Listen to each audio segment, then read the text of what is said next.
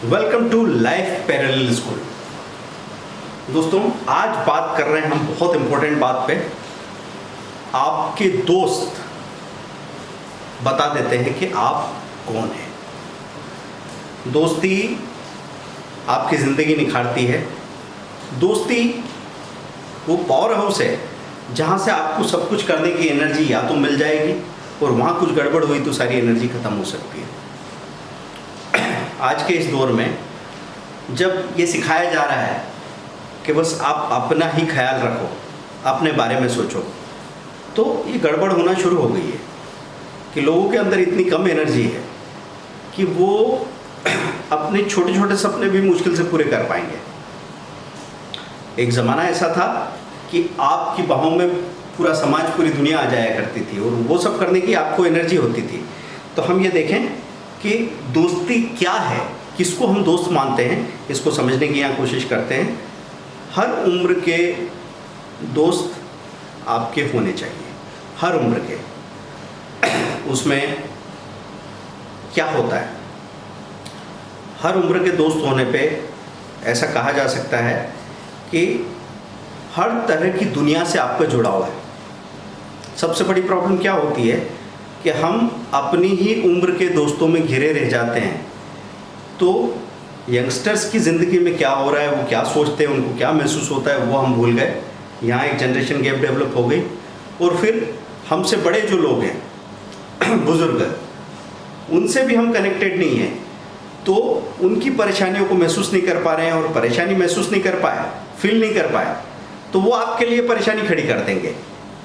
तो यहाँ पे जो भी बात हम करते हैं वो अपनी ज़िंदगी को बेहतर बनाने के लिए बात है। आखिर तक सुनना है, अकेले नहीं सुनना है, ग्रुप के साथ, फैमिली के साथ सुनना है। और जितना हो सके इसको शेयर कीजिए प्लीज़, क्योंकि हम जो भी कोशिश यहाँ पे कर रहे हैं अपने बिजनेस का वक्त चुरा के, इससे हमारा दिल बहुत लगा हुआ है। क्योंकि असली काम है जो हम कर रहे हैं, वहाँ पे जो पैसा हम बना लेंगे वो तो आके चला जाएगा, खर्च कर देंगे, किस्सा ख़त्म हो जाएगा। वहाँ पैसा बनता है हमारे बिजनेस में, यहाँ पे ज़िंदगियाँ बन सकती है, यहाँ पे घर बन सकते हैं। और इन चीज़ों के नहीं होने से घर टूट रहे हैं, बिखर रहे हैं, और आपकी खुशी, जो असली खुशी जिसके लिए हम सब कुछ कर रहे हैं, वो सब बेकार चला जा रहा है। तो इसके बारे में बात करें। अपनी उम्र के लोग हमें आज़ादी महसूस कराते हैं। जब आप अपनी उम्र के दोस्त बनाते हैं ना, तो आपको आज़ादी लगती है, आप उनके साथ कंफर्टेबल होते हैं, वो आपको पूरा समझ सकते हैं। पर ये थोड़ा कम हो पा रहा है। आपकी ही उम्र के दोस्त हैं तो आप ये समझ लो कि एक टंकी यहाँ पे, दूसरी टंकी यहाँ पे, और इसी लेवल पे एक पाइप जोड़ा हुआ है।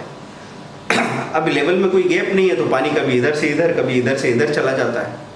हाँ, आपका कनेक्शन सही है, बहाव बना रहेगा, लेकिन लेना देना कोई ज़्यादा हो इसकी पॉसिबिलिटी कम बनती है। तो आपकी अपनी उम्र के दोस्त होने चाहिए, क्योंकि वही आपकी फीलिंग्स को ज़्यादा से ज़्यादा डिग्री में समझ सकते हैं। तो ऐसे में कई बार बोलता हूँ कि जो पेरेंट्स ओवर प्रोटेक्टिव, वो सोचते हैं कि वो दोस्तों का काम भी पेरेंट्स ही कर लेंगे। ये नहीं होगा। आपको उनकी उम्र के बच्चों को छोड़ना पड़ेगा, तभी जाके वो खिलेंगे। नहीं तो वो बातें जो आपसे नहीं की जा सकती, वो कहीं नहीं कर पाएंगे।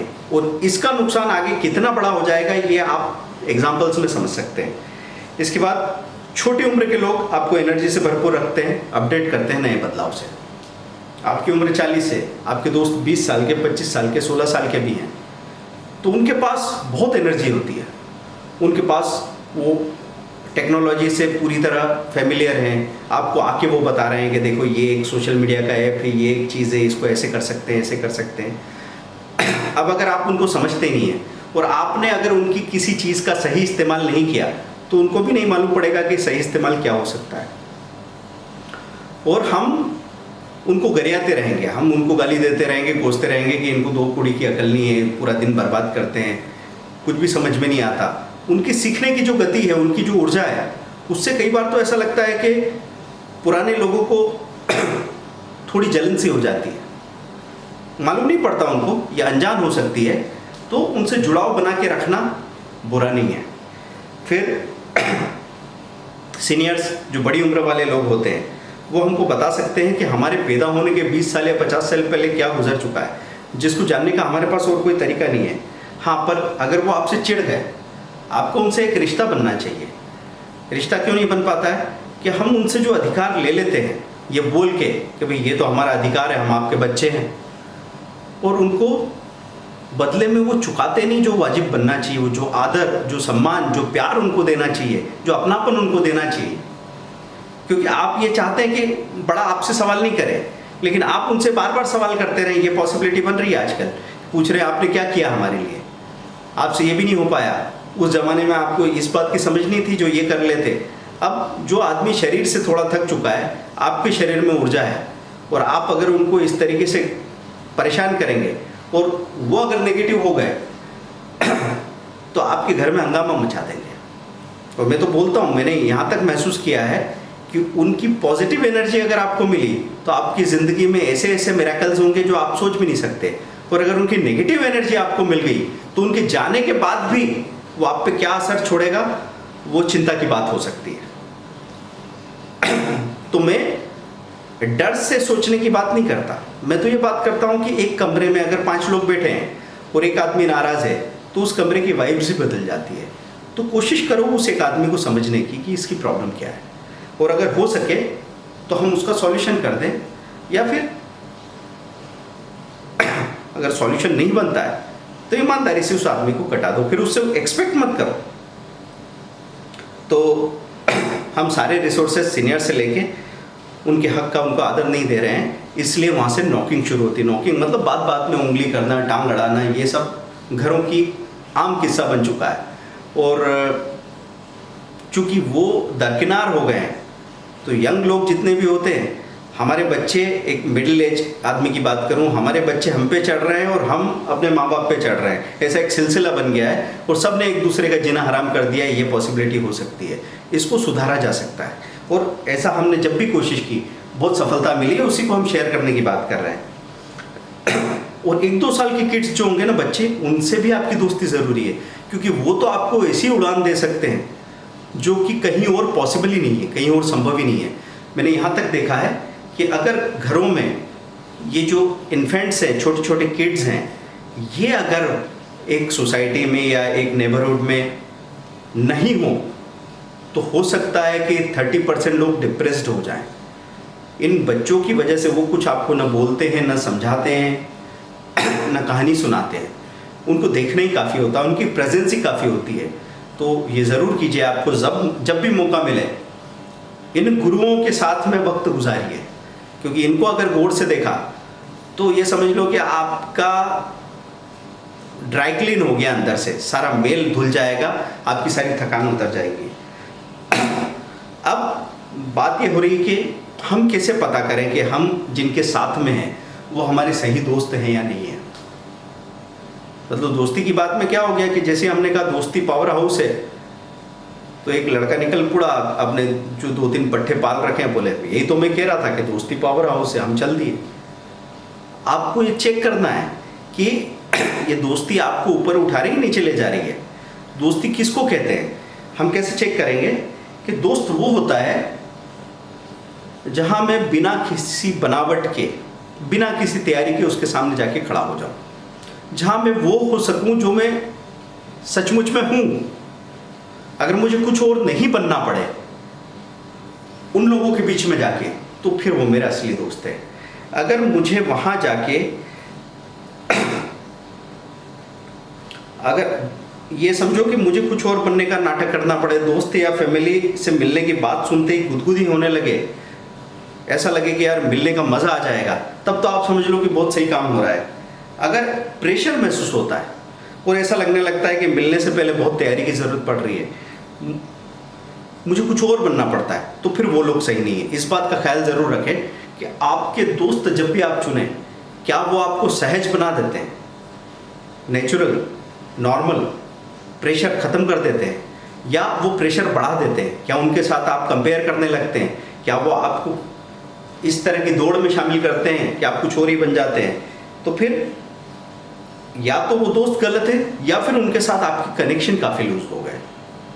कई बार अब दूरी बहुत बढ़ जाती है, तो सही लोगों के साथ भी सही माहौल नहीं बन पाता। तो चेक करो, कनेक्शन लूज है तो कनेक्शन को ठीक करने की कोशिश करें।